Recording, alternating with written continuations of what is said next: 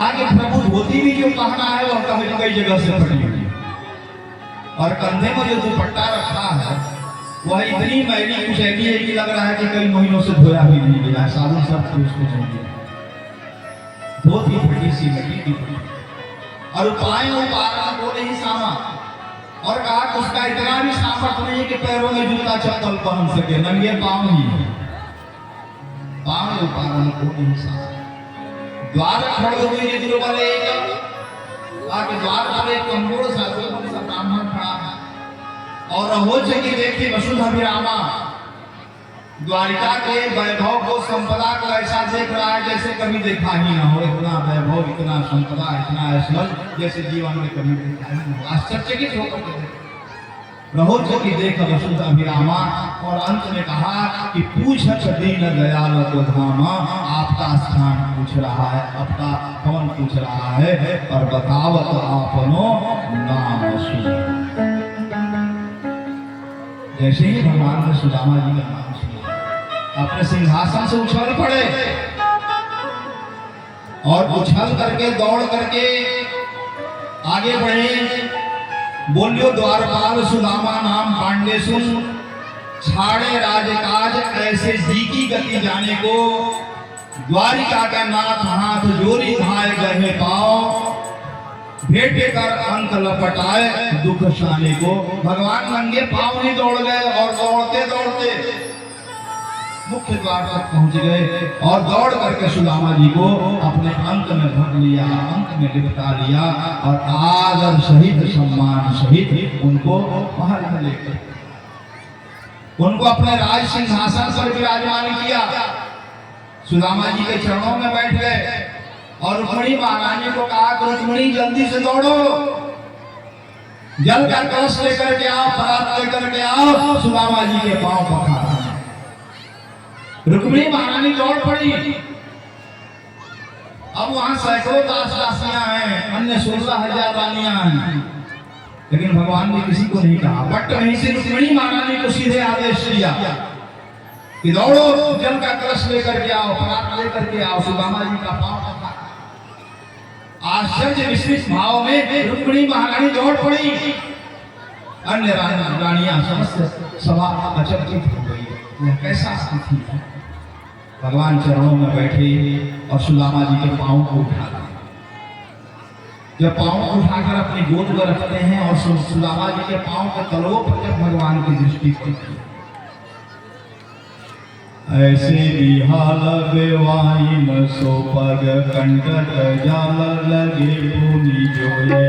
ऐसे बिहाल बेवाई न सो पग कंटक जाल महादुख पायो सखा तुम आए कि तैना की तय दिन खोए। देख सुदामा की दीन दशा करुणा करके करुणा निधि रोए।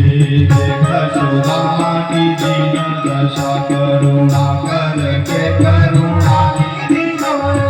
पानी परात को हाथ दुओ नहीं, पानी परात तो हाथ दुओ नहीं, नैनन के जल शोभा धोए। नैनन के जल शोभा धोए, नैनन के जल शोभा धोए। सुदामा जी के जब पांव को उठाया ठाकुर जी ने और जब उनके पैरों को तलवों को देखा तो देखा कि एक दो नहीं हजारों बेवाइयां फटी हुई थी। बड़ी गहरी गहरी बेवाइयां फटी हैं और सबमें जख्म बना हुआ है, रक्त निकल रहा है। अनेक कंकड़ उसमें फंसे हुए हैं, अनेक कांटे फंसे हुए हैं। अपने गांव से वृंदावन तक चल के आए हैं, उसमें अनेक कांटे फंसे हुए, अनेक कंकड़ फंसे हुए। उनकी पीड़ा को, उनकी दशा को देख करके भगवान का हृदय भी द्रवित हो जाता। भगवान कहते हैं कि हाय महादुख पायो सखा तुम आए दिन खोए। कहा कि इतना तुम कष्ट पाया, इतना दुख पाया, पहले क्यों नहीं आया? सुदामा की स्थिति को देख करके जो करुणा निधि भगवान है, भक्त वत्सल है, उनका भी हृदय द्रवित हो गया और ठाकुर जी की आंखों से अश्रु धारा प्रवाहित होने लगी। जब तक रुक्मिणी महारानी जल का कलश लेकर आती, परात लेकर के आती, भगवान ने अपने नेत्रों के अश्रु बिंदुओं से सुदामा जी के पांवों को पखार दिया, उनके चरणों को धो दिया। इतना भगवान द्रवित हुए, इतना भगवान के नेत्रों से आंसू निकले कि भगवान ने अपने आंसुओं के द्वारा सुदामा जी के नेत्रों को पखारा।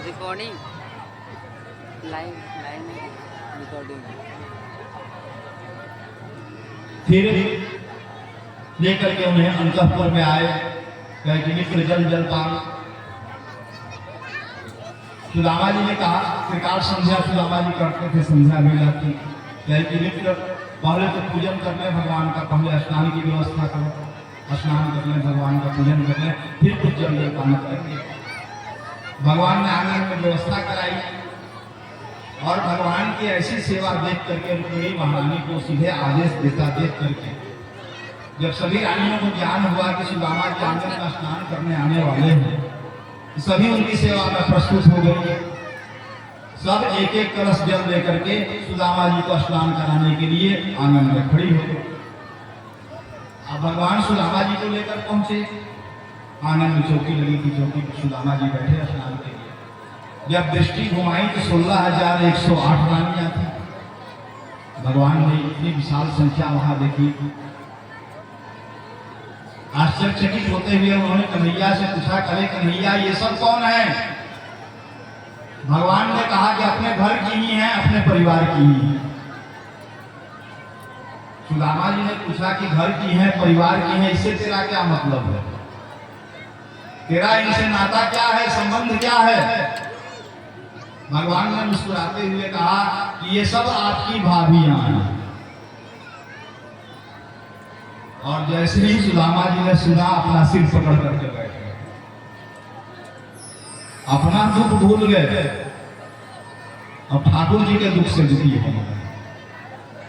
कहा कि मैं तो एक पत्नी और बच्चों के पालन पोषण में परेशान हूं, और तुम कैसे भाई इतने बड़े परिवार का पालन पोषण कर लेते हो? मैं तो थोड़ा ही दुखी हूँ, तुम्हारा दुख कितना है? तुम्हारे दुख को तो सोच करके ही मेरा सिर फटा जाता है। दुखी हो गए। और सुदामा जी माघ के महीने में द्वारिका पहुंचे हैं, संध्या का समय है, शरीर से कमजोर है, और 16,108 कलश जो है स्नान के लिए तैयार है। भगवान ने सोचा कि अगर 16,108 कलश से अगर आज सुदामा जी का स्नान हो गया तो आज ही सुदामा जी वैकुंठ पधार जाएंगे। और किस रानी का कलश लिया जाए, किसका नहीं लिया जाए? भगवान बड़े धर्म संकट में फंसे। तब एक सोने का कलश मंगाया और सोने का चम्मच मंगाया, और एक एक चम्मच सभी कलशों से जल दिया गया। 16,108 कलशों से एक एक चम्मच सबका जल दिया गया, और फिर इस जल से सुदामा जी का स्नान संपूर्ण हो गया। सुदामा जी को स्नान करा करके भगवान लेकर के अंतःपुर में आए, जल जलपान आदि कराया, भोजन आदि कराया। रात्रि में जब विश्राम करने लगे तो भगवान की चरण सेवा करने लगे। सेवा करते हुए भगवान ने पूछा कि आपने विवाह आदि किया कि नहीं? सुदामा जी ने कहा कि हाँ भाई, विवाह भी किया, 2 संतान है, अपना भी कुछ बताया सब कुछ। भगवान बड़े प्रसन्न हुए, कहा कि मित्र अकेले अगर होते तब तो कोई बात नहीं थी, लेकिन विवाह किया है, घर में भाभी है, तो भाभी ने तो तुम्हें खाली हाथ नहीं भेजा होगा, कुछ न कुछ देकर के ही भेजा होगा। कहा कि हमारी भाभी ने हमारे लिए क्या भेजा है, यह बताओ। अब सुदामा जी पोटली को छिपाने लगे, आंख में दबाने लगे कि भगवान कहीं देख न ले। भगवान का ऐश्वर्य को जब देखा, उनके वैभव को देखा, उनको संकोच होने लगा कि कंदूर की पोटली, चावल की पोटली भगवान को कैसे अर्पण करें। छिपाने लगे, आंख में दबाने लगे। भगवान मुस्कुरा पड़े, हंस पड़े। श्याम कही मुस्कुराय सुदाम सुचोरी की बाण में हो प्रवीणी। श्याम कही मुस्कुराय सुदाम सुचोरी की बाण में हो। आगे चना गुरु माता दिए जो लिए तुम चाह हमें नहीं दिए। आगे चना गुरु माता दिए जो लिए पिछली बाना अजो न तजो तुम तैसे ही भाभी के तंडुल की। पिछली बाना अजो न तजो तुम तैसे ही भाभी के कोडली कापमी काप रहे तुम खोलत नहीं सुधार सकीगे। कोडली कापमी भगवान कहते हैं हंसते हुए कि चोर तो तुम बचपने का है। आज का तो चोर है नहीं, श्याम कभी मुस्काए सुदामा सो चोरी की बाणा में हो। जो पर मैंने कहा कि चोर तो तुम बचपने के हो। जब गुरुकुल में हम दोनों साथ पढ़ते थे, एक दिन जंगल से लकड़ियां लाने के लिए गुरु माता ने भेजा। तो गुरु माता ने तुम्हें चने की पोटली दी और कहा कि मन से आने में अगर देर हो जाए तो दोनों मिल बांट करके खा लेना। उस दिन जंगल में अत्यधिक वर्षा होने लगी और वर्षा के कारण हम आश्रम नहीं लौट पाए। उस रात्रि को हमने वृक्ष के ऊपर रात्रि गुजारी। मैं वृक्ष के ऊपर की डाली पर था और तुम नीचे की डाली पर थे। रात में भूख लगने पर मैंने तुमसे पूछा कि गुरु माता ने कुछ दिया है क्या? तुमने कह दिया कि नहीं नहीं कुछ नहीं दिया, और रात भर अकेले चने तोड़ते रहे। तुम्हारे दांतों की आवाज जब हमको मिलती थी तो मैंने पूछा भी एक दो बार कि क्या खा रहे हो सुदामा? तो तुमने कह दिया कि मित्र शरीर भीगा हुआ है, हवा चल रही है तो ठंड के कारण दांत बज रहे हैं। तो चोर तो तुम बचपन के हो, आज के कोई नए चोर हो रहे। और इसी चोरी के कारण जीवन में इतनी गरीबी है। मित्र का अंश कभी नहीं खाना चाहिए। और आज भी तुम अपनी आदत को नहीं सुधार रहे हो। भाभी ने इतने प्रेम से प्रसाद भेजा है, हमारे लिए उपहार भेजा है। अमृत रस से, अमृत भाव से, अमृत सुधा से भरा हुआ प्रसाद है, और तुम उसे छिपा रहे हो, कांख में दबा रहे हो। चोरी की आदत अभी भी नहीं छूट रही। लाओ इधर दो। भगवान ने हाथ बढ़ाया और उनके कांख से उस पोटली को छीन करके भगवान ने उस पोटली को खोला। जब भगवान ने खोला, तंडुल के प्रसाद को देख करके भगवान भाव विभोर हो गए, आनंद निमग्न हो गए। भगवान ने एक मुट्ठी का तंडुल उस पोटली से उठाया और अपने मुख में डाल करके प्रसाद का भोग। और जैसे ही एक मुट्ठी तंडुल का भगवान ने प्रसाद का भोग लगाया और उसकी प्रशंसा करने लगे, प्रशंसा करते हुए दूसरा मुट्ठी जब पकड़ा उठाया तो बीच में ही रुक्मिणी महारानी ने हाथ पकड़ा। रुको महाराज, हाथ गयो प्रभु को कमला कहे नाथ कहा तुम निचित गामी। हाथ गयो प्रभु को कमला कहे नाथ कहा तंडुल खाया मुठी एक दीना सर्व संपदा नाथ बिहारी। तंडुल खाया मुठी एक दीना सर्व संपदा नाथ। रंग ही आप समान कियो तुम, रंग ही आप समान कियो तुम, चाहत अपनो होना भिखारी। आगे अब क्या चाहते हो? एक मुट्ठी तंडुल का प्रसाद खा करके सुदामा जी को अपने बराबर तो बना ही दिया तुमने, दूसरा द्वारकाधीश तो बना ही दिया। अब यह जो दूसरा मुट्ठी बचा है इसको भी पा करके हम लोग को कंगाले बना देना है क्या? घोड़े बना देना है? इसे हम लोग के लिए छोड़ दीजिए प्रभु, रहने दीजिए। तब भगवान ने दूसरे मुट्ठी तंडुल को फिर पोटली पर छोड़ दिया। सुदामा जी रुक्मिणी महारानी और भगवान के भाव को नहीं समझ सके। रात्रि विश्राम किए, दूसरे दिन प्रातः काल उठे, पूजन आदि से निवृत्त हुए। तो मन में सोचा कि भाई मित्र के यहाँ ज्यादा समय रुकना ठीक नहीं, बोझ नहीं लगना चाहिए।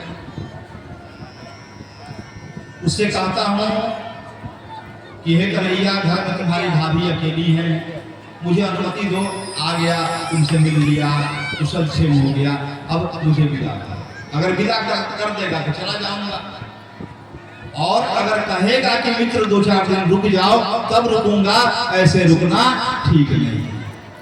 भगवान से उन्होंने कहा कि मित्र घर जाना चाहता हूँ। भगवान ने सहर्ष अनुमति प्रदान कर दी, कहा कि हाँ मित्र ठीक है, आ गए, भेंट मुलाकात हो गई, कुशल क्षेम हो गया, आप निकलो, घर पर भाभी अकेली है, बच्चे अकेले। क्योंकि भगवान को ज्ञात है कि सुशीला अन्न जल सबका त्याग किए हुए है, सुदामा जी को विलंब होगा, सुशीला के प्राणों पर संकट हो सकता है। भगवान सहर्ष अनुमति प्रदान करते हैं। अब सुदामा जी सोच में पड़ जाते हैं, किसने तो अनुमति दे दिया, अब तो रुकना ठीक नहीं है। तुरंत तैयारी की, उठे चलने लगे। भगवान भी उनको विदा करने के लिए उनके साथ चले। भगवान उनकी प्रशंसा तो खूब कर रहे हैं, सेवा तो खूब कर रहे हैं, लेकिन कुछ दे वो नहीं रहे, कुछ मदद नहीं कर रहे हैं। सुदामा जी मन ही मन सोचते हैं, वह पुल की कवह उठ मिलन, वह आदर की बात, यह पठौनी गोपाल की, कछु न जानी जा। कहा कि आदर तो खूब किया, सम्मान तो खूब किया, भरे दरबार में अश्रुओं से पांव को पखारा, इतनी सेवा की, शुश्रूषा की, सेवा में तो कहीं से कोई कमी नहीं, लेकिन इसका विदा करने का जो तरीका है ये कुछ समझ में नहीं आ रहा। फिर मन ही मन सोचते हैं, अरे वही ना कन्हैया है, बदलेगा कैसे? मन ही मन सोचते हैं, घर घर ओढ़त फिरे तनिक कही को काज, कहा भयो जो अब भयो हरि को राज समाज। कहा कि अरे वृंदावन का ये वही कनवाना है जो घर घर से दही माखन चुरा चुरा करके खाता था, तो जीवन भर तो दूसरे का लूट करके खाया, तो देना क्या जानेगा। आज राजा बन गया तो क्या हुआ, इसका स्वभाव थोड़े बदल जाएगा, इसका व्यवहार थोड़े बदल जाएगा। फिर मन में सोचते हैं, सुशीला पर भी क्रोध आता है, हो तो आवत नहीं हो तो वाही पठायो ठेली, अब कहियो समुझाइए बहु धन धरो सकेली। कहा कि एक तो मैं आ नहीं रहा था द्वारिका, मैं जान रहा था इसको, लेकिन सुशीला ने जिद किया, कहा कि भाई दुनिया के दाता है तो तुमको कैसे खाली हाथ, अनाथा के नाथ है तो तुमको कैसे खाली हाथ लौटाएंगे, जबरदस्ती भेजा। तो अब चलता हूँ, उससे पूछूंगा कि लो 10 गाड़ी धन लेकर आया हूँ, कहाँ रखोगे।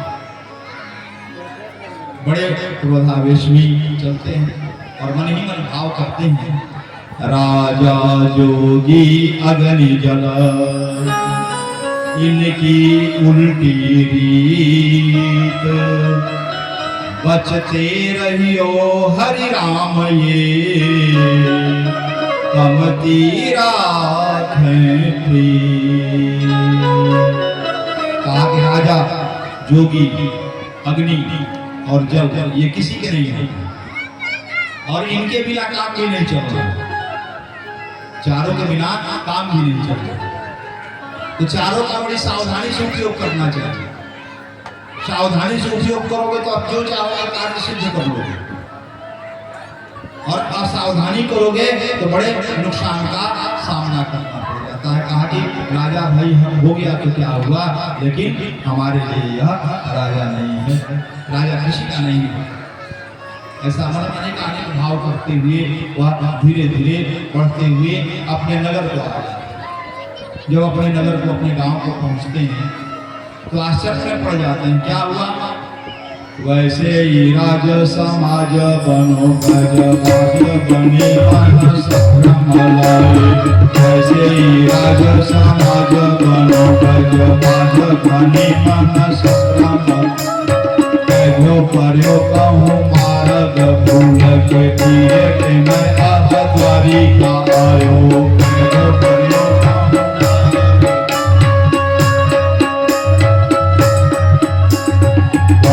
बिलोकी में तो मत लोचन सोचा कहीं सब काम बधायो। बिलोकी में तो मत लोचन पूछत पांडे फिरे सब सो पर चौपरी को कछु खींचन पावे। पूछत पांडे फिरे सब सो पर सुदामा जी अपने गांव में पहुंचते हैं तो लगता है कि दूसरी द्वारिका में आ गए। वैसा ही नगर बना है, वैसे ही भवन बने हैं, वैसा ही ऐश्वर्य है, वैसा ही सौंदर्य है। उस नगर में घूमने लगते हैं, गली गली भटकते हैं, अपने भवन को ढूंढते हैं, अपनी झोपड़ी को, अपनी कुटिया को ढूंढते हैं, लेकिन उनकी कुटिया कहीं नहीं मिलती। उनकी कुटिया के स्थान पर तो विशाल महल था। उस महल के सामने खड़े होकर इधर उधर नजर दौड़ा रहे हैं। तब तक महल के भीतर से सुशीला महारानी की दृष्टि पड़ती। वह तुरंत ही पूजा की थाली, आरती की थाली सजा करके दासियों के साथ में दौड़ते हुए महल से बाहर निकलने लगती हैं और सुदामा जी की दृष्टि उन पर पड़ती है। सुदामा जी सोचते हैं कि कोई राजस्त्री है, पहचान नहीं पाते हैं सुशीला की। डर करके पीछे मुड़ करके भागने लगते हैं कि कोई राजस्त्री है, लग रहा है कि महल के सामने खड़े हैं, क्रोधित होकर के आ रही है तो दंडित करे। घूम करके पलट करके भागना चाहते। तब पीछे से सुशीला महारानी आवाज देती हैं, स्वामी रुकिए। सुशीला की आवाज पहचान करके रुकते हैं, ठहरते हैं, फिर पलट करके स्थिर से देखते हैं तो सुशीला को पहचान। और जैसे ही सुशीला को पहचानते हैं, उनके वस्त्राभूषण वैभव आदि को देखते हैं, भवन आदि नगर आदि पर जब दृष्टि जाती है, भगवान की कृपा का अनुभव हो जाता है, ज्ञान हो जाता है। ठाकुर जी ने तो अपने समान मुझे बना दिया, दूसरा द्वारिकाधीश। दोनों पति पत्नी की दृष्टि आपस में कहने की कोई जरूरत नहीं पड़ी। नेत्रों नेत्रों में ही संकेत में ही सुदामा जी को सब ज्ञान हो गया। कहत नटकरी झटखी झट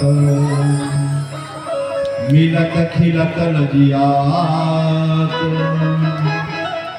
भरे भवन में करत हैं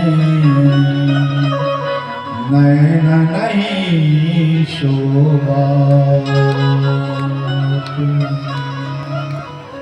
नेत्रों नेत्रों में ही ज्ञान हो गया। इस तरह से सुदामा जी के ऊपर भगवान की कृपा हुई। बोलो भक्त और भगवान की जय हो।